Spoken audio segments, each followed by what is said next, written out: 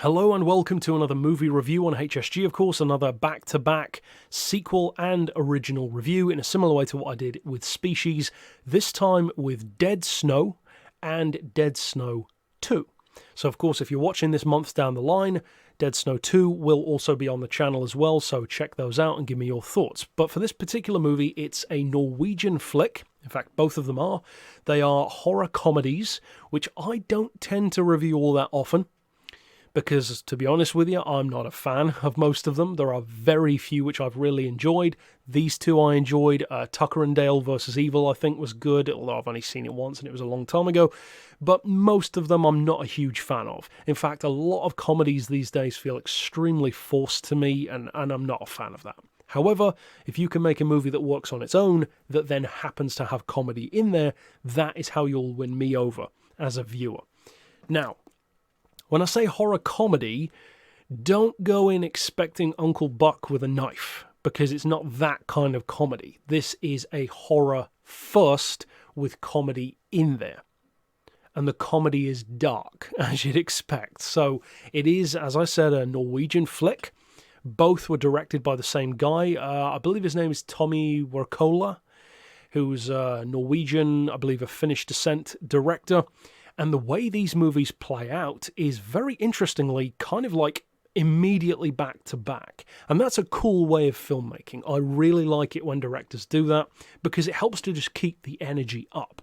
Now, the interesting thing that I will say for those who haven't seen either of these flicks is watch them both, but put more attention into the second one. Because as far as I'm concerned, the second film is superior in literally every way. It's bigger, it has more action, it's more over the top, it's a hell of a lot funnier, it's no way near as annoying in terms of plot points, and it's a better all-round film. In fact, to compare these movies to something which is a ridiculous comparison to make, but it serves the purpose, this movie and the second one are like Alien and Aliens. The first one is a small, claustrophobic, central, kind of self-contained horror. The second one is bigger, badder, more action, more creatures, more kick-ass. That is exactly what these two movies are, and it would not surprise me in the slightest if Tommy Wirkola based that kind of vibe on something like Aliens. Not the story or the concept, but that kind of filmmaking approach. And even if he didn't, for me, it kind of pulled it off. So that's a good start. Now, the scores that these movies have are pretty good online. This one's like a 70% on Rotten Tomatoes. Second one, I believe, is like 85 or something, so they're very good, and I agree. With that being said, they're not without issue. Now, I don't really have any issues with the second movie, but with this first one, I definitely do, and I cannot say explicitly what they are because they are spoilers, so I'm going to save that for the second portion of this video over here. So, of course, you could skip ahead if you are somebody who's already seen the movie. However, as far as non-spoiler, first of all, the particular plot is very simple. You've got a group of young people, sounds cliched, but they're all medical students. Interesting twist. They are all going up to a cabin, cliche again, to, have some fun on the snow, basically. To drink together, party, you've got some cliched characters in there. There's the guy who likes movies, there's the girl who's horny, there's, all these kind of cliches. The nerdy guy who's afraid of blood, etc. That's all well and good. And the way it plays out is, as is kind of, indicated by the cover art, Nazi zombies. Do I really need to tell you any more? Probably not. That's about as much plot as you need to know, especially when it comes to the first one. Now, the second movie, as I will discuss more in its review, is far more convoluted, but in a good way. And typically that wouldn't be a good thing, but trust me, the second one is all the better for it. Now, the issues which I have in this first movie, again, keeping it spoiler-free first of all, are there are a couple of moments, key moments, in fact, and one character in particular who I found very annoying, to the point of actually taking me out of the movie. One particular character, who is this skinnier guy, very short dark hair, he's just annoying. He serves literally no purpose in the entire movie other than to screw everything up. And you'll see as the movie goes on, he does that more and more and more. I found him way too stupid in the movie, to the point where he almost ruined it for me, I'll be honest. The actor didn't, the casting didn't, even the way he portrayed him didn't. It's purely on the director and the writer's fault. So, that was an issue for me. It's something which I know probably will annoy me a lot more than most of you guys. Most people tend to be more forgiving of that kind of stuff than I am. I really don't like stupid characters. It's probably my biggest pet peeve in terms of movie making, so it really stands out like a sore thumb to me.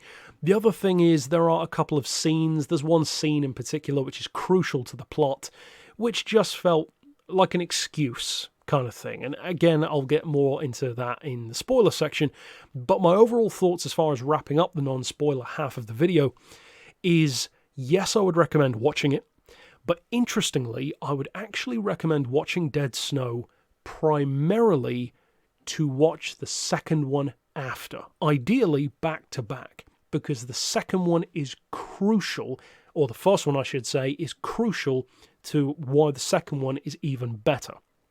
This one is very much the cabin in the woods kind of horror comedy, and it works at that. The second one is so much bigger, but at the same time so intrinsically tied into the events of the first one that you must watch this movie first. Can you enjoy it on its own? Yes, that's the interesting thing. It is a self-contained story. It's not like a part 1 and part 2, thankfully.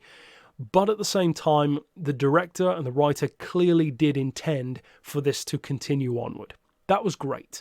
And I think that that kind of creative filmmaking and forethought is kind of why I'm being a bit harsh on him for having dumb characters. Because if you're smart enough to think ahead for a sequel as good as this one, then you should be smarter than having a character who's just annoying.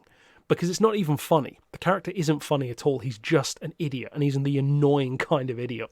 So, let's get into spoilers.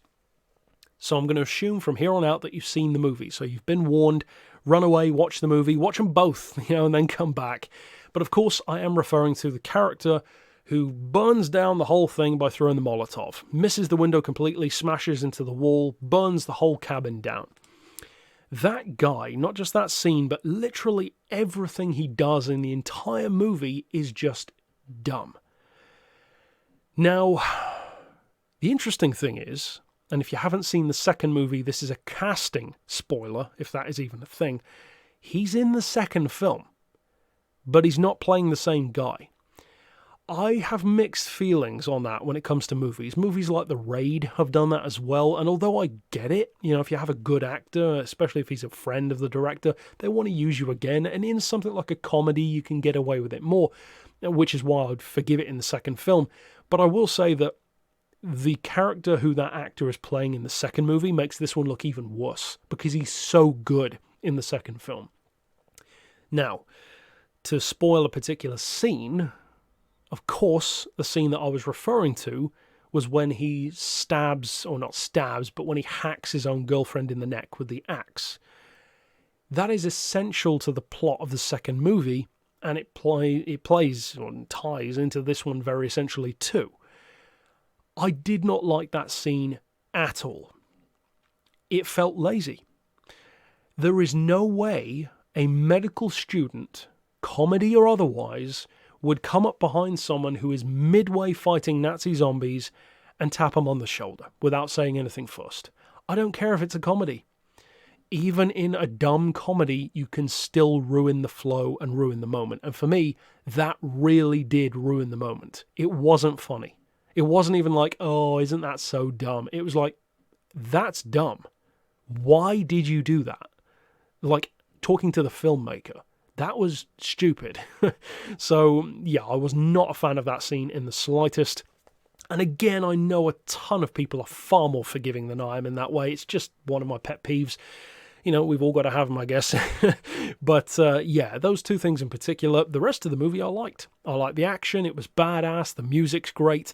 And another thing that I really enjoyed is I think this movie, despite being made in, 2009, so it's actually not as old as you might think, it has a distinctly 90s vibe, especially with, I don't think there was actually snowboarding in it, but it kind of feels like it's a snowboarding movie, with the jet ski, or snowcat, I guess, not a jet ski, all of that kind of extreme sports stuff was very 90s.